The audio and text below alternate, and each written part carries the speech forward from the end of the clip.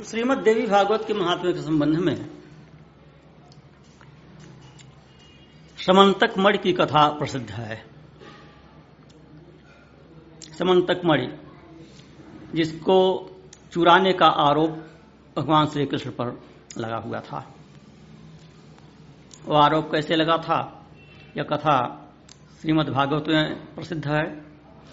संक्षिप्त विवरण श्रीमद् देवी भागवत में भी दिया गया है।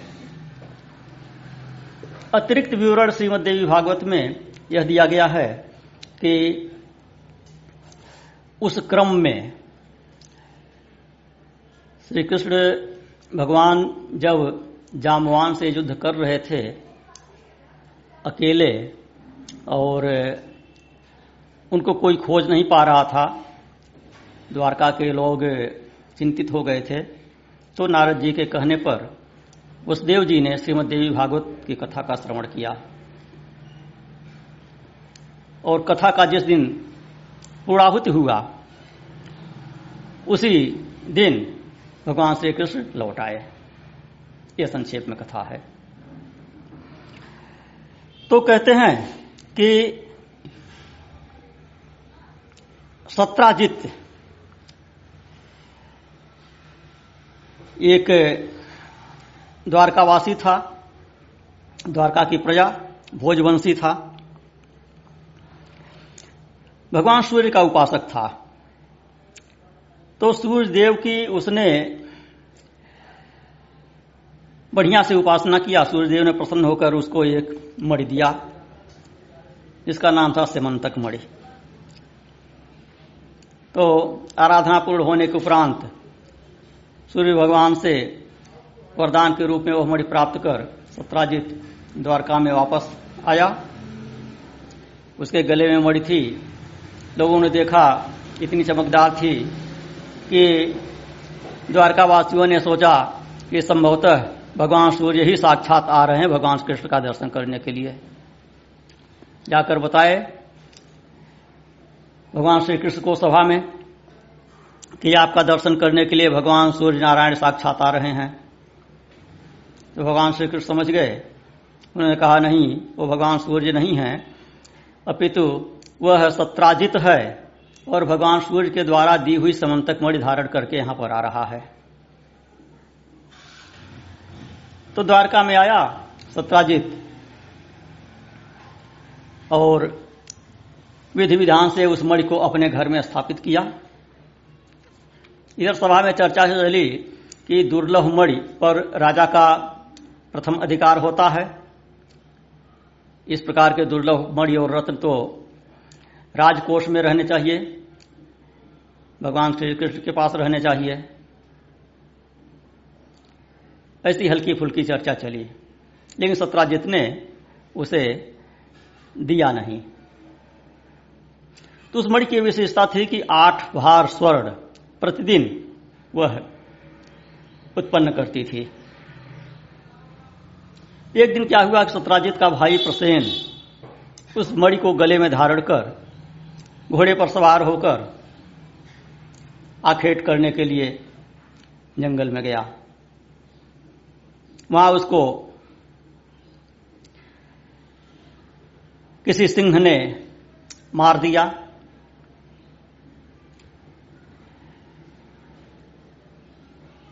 फिर उस सिंह को एक ऋषराज जमवान ने मार दिया और उस मणि को लेकर अपनी गुफा में चले गए और खेलने के लिए अपने बच्चों को दे दिए। तो प्रसेनजित लौटकर नहीं आया जब अधिक समय तक। तो द्वारका में चिंता हुई और लोग कानाफूसी करने लगे कि कहीं ऐसा तो नहीं कि श्री कृष्ण ने ही मणि लेने के लिए उसका वध कर दिया हो या करा दिया हो। तो ऐसी जब कानाफूसी होने लगी, सत्राजित इस तरह की आशंका करने लगा, तो भगवान श्री कृष्ण ने अपना कलंक दूर करने के लिए वन की ओर प्रस्थान किया। गए खोजते हुए तो देखे कि प्रसेन एक स्थान पर मरा पड़ा हुआ था। सिंह के पैर के निशान वहां पर थे और रक्त बूंदों के अनुसार देखा कि किस दिशा में वह सिंह गया। फिर वहां से देखा कि वो सिंह भी मरा पड़ा हुआ है और वहां से किसी भालू के पैर के निशान दिखाई पड़े, रक्त सने हुए। तो उसको ट्रेस करते हुए, चिन्ह के आधार पर खोजते हुए जाम्बवान की गुफा तक पहुंच गए।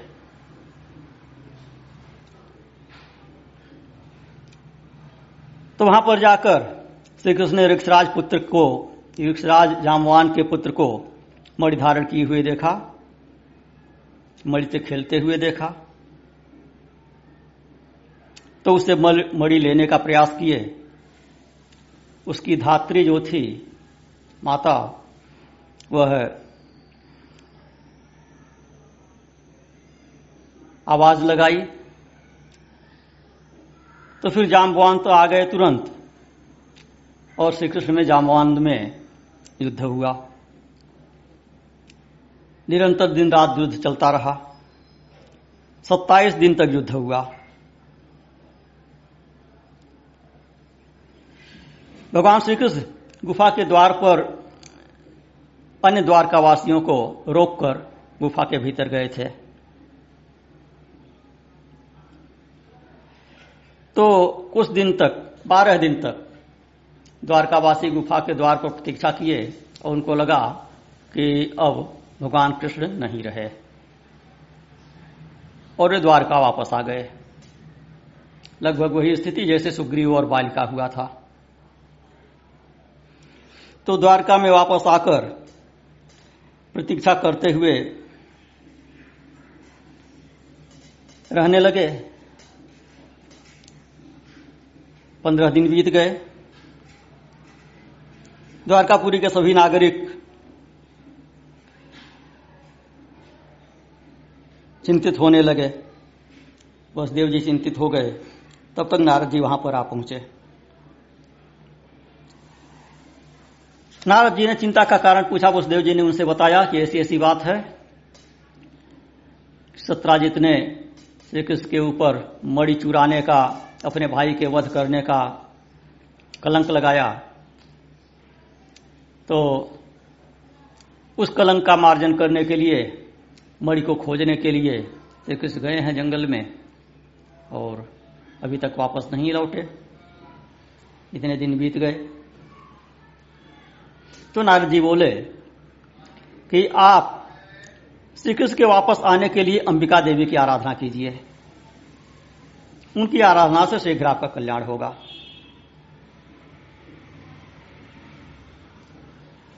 तो नारद जी कहे, या सा भगवती नित्या सचिदानंद रूपिणी परात्परतरा देवी जया या व्याप्तमिदं जगत् यदाराधन तो ब्रह्मा सृष्टिदं चराचरम् यांच स्तुत्वा विनिर्मुक्तो मधुकैटभजात् भयात् विष्णुर्यत् कृपया विश्वं विभर्ति भगवानिदं रुद्रसंहर तेजसा कृपापांग निरीक्षणात् संसार बंध हेतुर्या से मुक्ति प्रदायिनी सा विद्या परमा देवी सैव सर्वेश्वरेश्वरी नवरात्रि विधानेन संपूज्य जगदम्बिकां नवाहो भी पुराणं च देव्या भागवतं शृणु।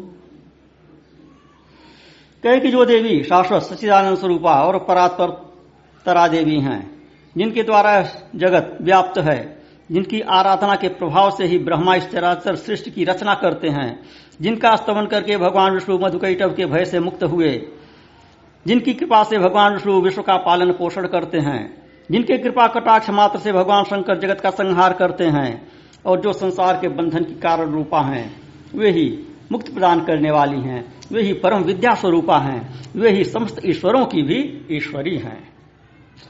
अतः आप नवरात्रि विधान के अनुसार जगदम्बा की विधिवत पूजा कीजिए। 9 दिनों तक इस श्रीमद् देवी भागवत पुराण का श्रवण कीजिए। इसके श्रवण मात्र से आप शीघ्र ही अपने पुत्र की प्राप्ति कर लेंगे। ऐसा नारद जी ने वसुदेव जी से कहा। तो वसुदेव जी ने नारद जी से कहा, समर्थन करते हुए उनकी बात कहा कि आप ठीक कहते हैं, और श्री कृष्ण तो हमको श्रीमद् देवी भागवत की ही पारायण के फलस्वरूप मिले थे। उनका जन्म और उनकी रक्षा देवी के ही आराधना से हुई थी।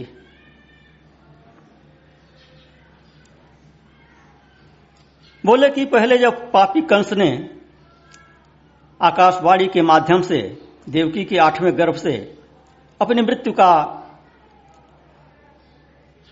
समाचार सुनकर भयभीत होकर मुझे सपत्नीक बंदी बना लिया था और मेरे सभी पुत्रों को, सभी संतानों को मारता चला जा रहा था। 6 पुत्र उसने मार डाले।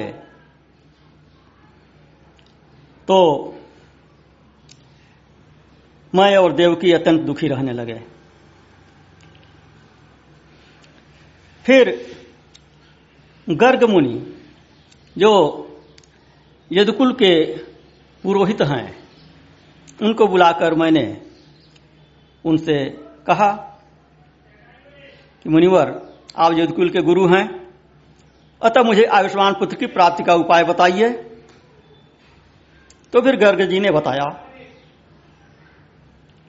कि भगवती दुर्गा अपने भक्तों की दुर्गति का नाश करने वाली हैं, आप उन कल्याणकारिणी देवी की आराधना कीजिए। या सा भगवती दुर्गा भक्त दुर्गति हारिणी तमाराधय कल्याणी सद्य श्रेयो हो आपसी। इससे शीघ्र ही आपका कल्याण होगा, क्योंकि उनकी आराधना से सभी लोगों की समस्त कामनाएं पूर्ण हो जाती हैं। दुर्गा की उपासना करने वाले मनुष्य के लिए संसार में कुछ भी दुर्लभ नहीं है। तो फिर वसुदेव जी ने कहा गर्ग ऋषि से कि मैं तो यह कह नहीं सकता, क्योंकि मैं तो कंस के कैद में हूं, बंदी गृह में हूं। तो मेरी ओर से आप ही देवी भागवत का पाठ कीजिए और देवी को प्रसन्न कीजिए। तो गर्ग मुनि ने वसुदेव का यह प्रस्ताव, उनका यह निवेदन स्वीकार किया और ब्राह्मणों को साथ लेकर विंध्य पर्वत पर चले गए भगवती की उपासना करने के लिए।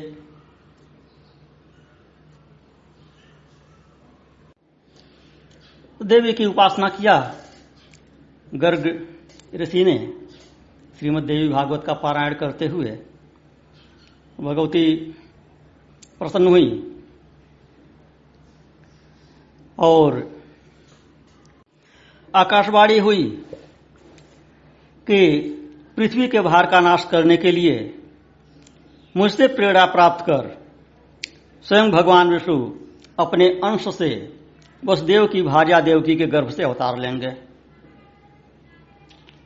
कंस के भय से वसुदेव जी उस शिशु को लेकर शीघ्र ही गोकुल में नंद के घर पहुंचा देंगे और वहां से यशोदा की कन्या को लाकर अपने घर में राजा कंस को दे देंगे।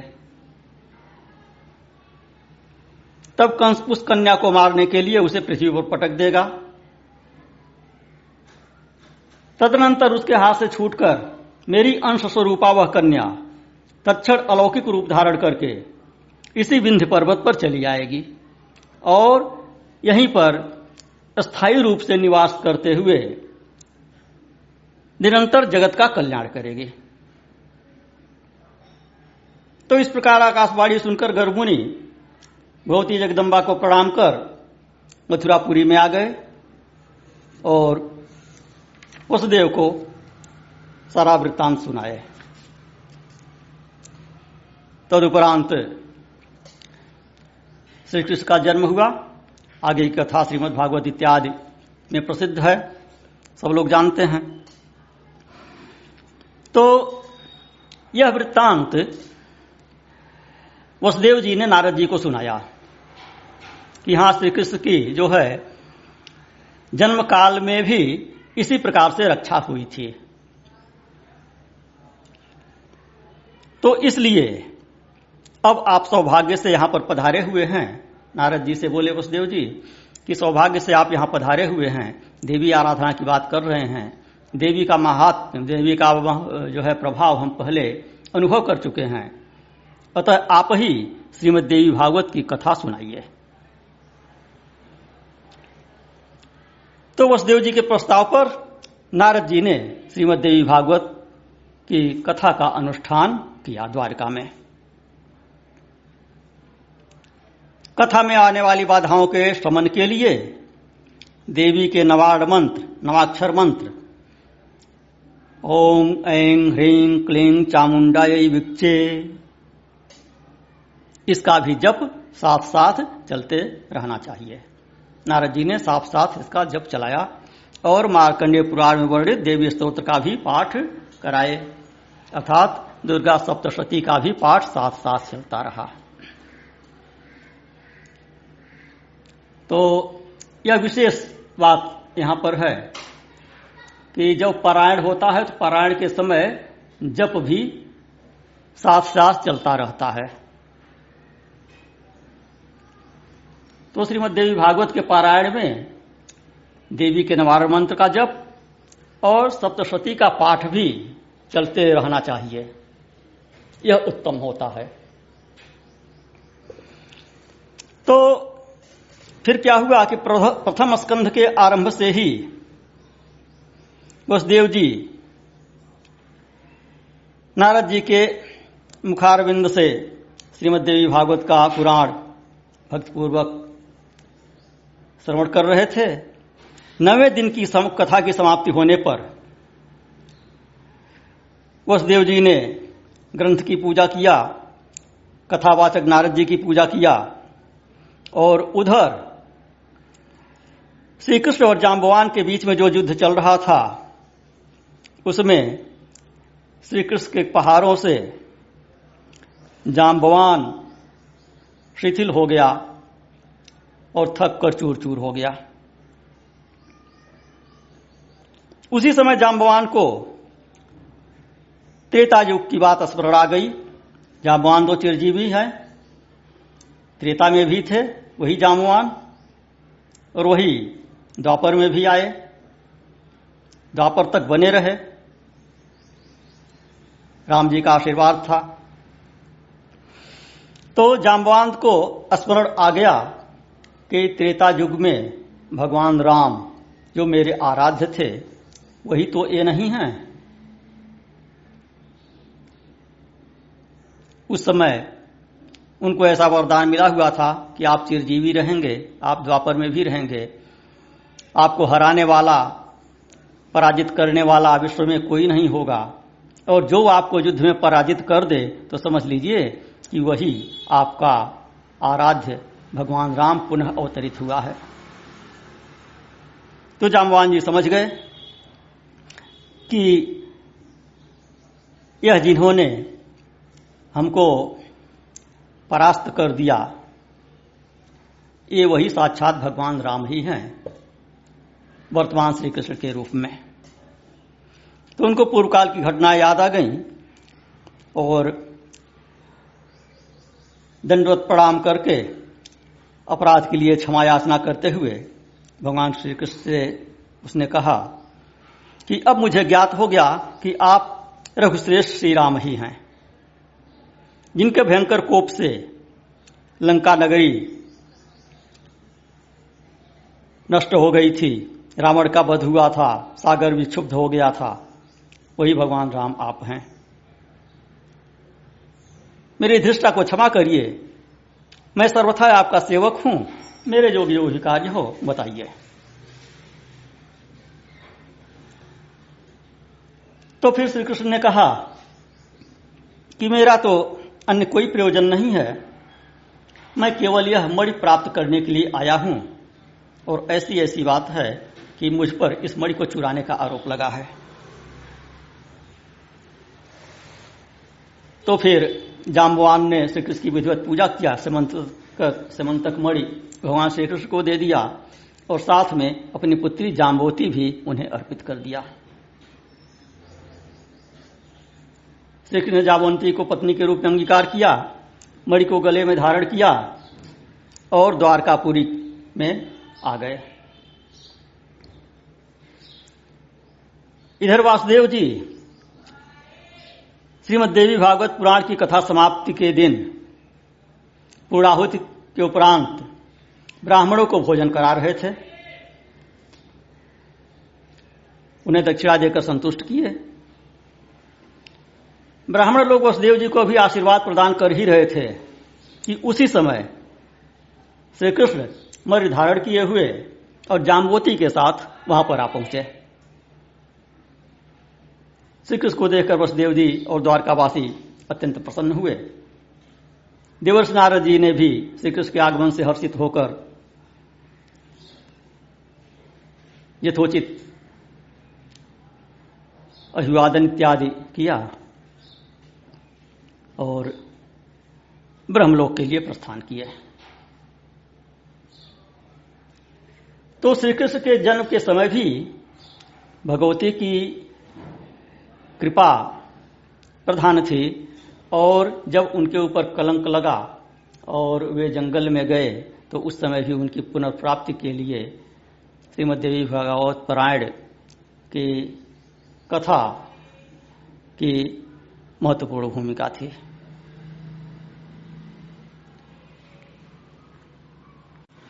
इस प्रकरण का अर्थात स्यमंतक मणि के प्रकरण का और इस क्रम में देवी भागवत के महात्म्य सुनने का